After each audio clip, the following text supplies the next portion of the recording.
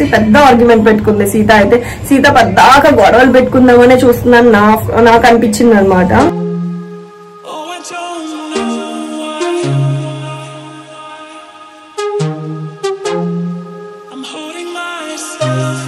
Hey guys, welcome back to our channel Sanas hashtag. అందరికి happy Vinayaka Chavithi. So నా వెనకాల వచ్చే బ్యాక్గ్రౌండ్ నాయిస్ ను అయితే ఇగ్నోర్ చేయండి. ఎందుకు ఇగ్నోర్ చేయమంటున్నా అంటే ఈ రోజు వినాయక చవితి కదా, సో ఎక్కడైనా సరే వినాయకుడిదే ఉంటుంది అనమాట. సో అందుకని కొంచెం ఈ రోజు ఇగ్నోర్ చేసేయండి. ఇంకెందుకు లేదు మన వీడియోలోకి అయితే. సో ఈ రోజు బిగ్ బాస్ లో వచ్చేసి డే 4 ఫస్ట్ స్టార్ట్ అయింది అనమాట. డే 4 కంటిన్యూషన్ చూపించారు ఫస్ట్ అయితే. సో ఫస్ట్ ఏమొచ్చిందంటే సెకండ్ ఛాలెంజ్ ఇచ్చారు. లూప్ ద హూప్స్ అని చెప్పేసి ఇచ్చారనమాట. సెకండ్ ఛాలెంజ్ బెటర్ క్లాన్ అని ప్రూవ్ చేసుకోవడానికి హ్యాండ్స్ అనేది వదలకుండా హూప్ ని పాస్ చేయాలి ఇట్లాగా. సో అది ఛాలెంజ్ అనమాట. సో నైనికా టీం అయితే విన్ అయింది దీంట్లో. అండ్ ఈ జడ్జ్మెంట్ లో కూడా నిఖిల్ తో గొడవ అయితే అయ్యింది అనమాట. ఎందుకంటే నిఖిల్ సంచాలక్ గా చేశారు దీంట్లో. అక్కడైతే చాలా పెద్ద ఆర్గ్యుమెంట్ అయితే అయ్యింది యష్మి టీం వాళ్ళకి నిఖిల్ తో. ఎందుకంటే యష్మి టీం వాళ్ళు ఏంటంటే మొత్తం బాడీతో పాస్ చేయాలనుకుని మొత్తం బాడీతో పాస్ చేశారు. బట్ అది వీళ్ళు స్ట్రాటజీ యూజ్ చేసి నైనికా టీం వాళ్ళు హెడ్ తో పాస్ చేస్తారు. త్వరగా అయిపోయింది, వాళ్ళది ఫస్ట్ కంప్లీట్ అయిపోయింది. ఫస్ట్ నిఖిల్ యష్మి టీం వాళ్ళు విన్ అయ్యారని చెప్పి కూడా మళ్ళీ నైనికా టీం వాళ్ళు ఆర్గ్యుమెంట్ పెట్టుకునేసరికి నెక్స్ట్ బిగ్ బాస్ కూడా సేమ్ ఇచ్చారనమాట, ఎవరైతే ఫస్ట్ పాస్ చేశారని చెప్పేసి. సో నైనికా టీం వాళ్ళు విన్ అయ్యారని చెప్పేసి నిఖిల్ సంచాలక్ గా తన డెసిషన్ అయితే చెప్పడం జరిగింది. సో అక్కడ ఆర్గ్యుమెంట్ అయితే అయ్యింది. సో యష్మి టీం వాళ్ళు వచ్చేసి విష్ణుప్రియాది బ్యాన్స్ అయితే దొబ్బేశారు. కానీ అక్కడ అంటే బిగ్ బాస్ అయితే దాని గురించి ఏం ఇష్యూ చేయలేదు. కానీ తను కొంచెం ఇరెస్పాన్సిబుల్ గా ఉంది అని అనిపించింది.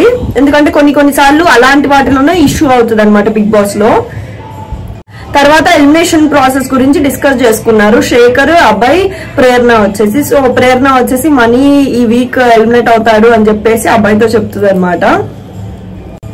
నెక్స్ట్ డే 5 అయితే స్టార్ట్ అయిపోయింది.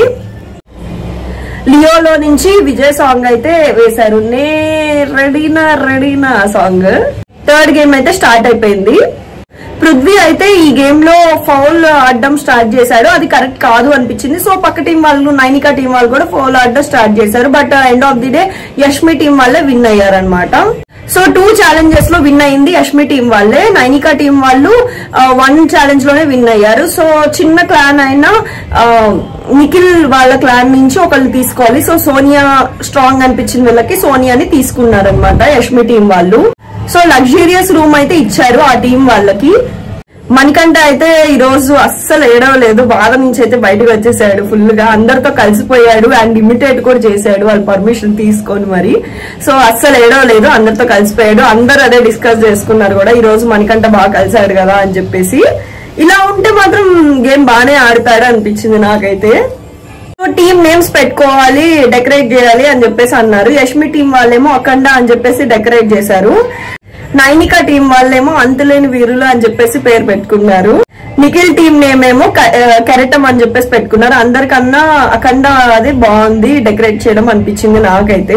బిగ్ బాస్ అయితే కన్ఫెషన్ రూమ్ కి పిలిచారనమాట నైనికాని, యష్మిని అండ్ నిఖిల్ ని. సో క్లాన్ టీమ్ లీడర్స్ వాళ్లే కాబట్టి. అయితే యష్మికి ఒక టాస్క్ ఇచ్చారు, ఏమనంటే సో మీదే పెద్ద క్లాన్ కాబట్టి మీరు ఏం వర్క్ చేయవసరం లేదు అండ్ మీ టీం వాళ్ళు కూడా ఏం వర్క్ చేయవసరం లేదు. సో నిఖిల్ టీం క్లాన్ కి అండ్ నైనికా టీం క్లాన్ కి ఏమేం వర్క్స్ అసైన్ చేయాలో మీ ఇష్టం అని చెప్పేసి. సో నిఖిల్ వాళ్ళకి కుకింగ్ ఇచ్చారు, మిగతా వర్క్స్ అన్ని నైనికా టీం వాళ్ళకి ఇచ్చారు. అది కూడా కొంచెం కరెక్ట్ కాదేమో అనిపించింది నాకు. సో నైనికా చాలా అంటే చాలా ఫీల్ అయింది. సీత బాగా ఆర్గ్యుమెంట్ చేసింది ఈ రోజు అయితే.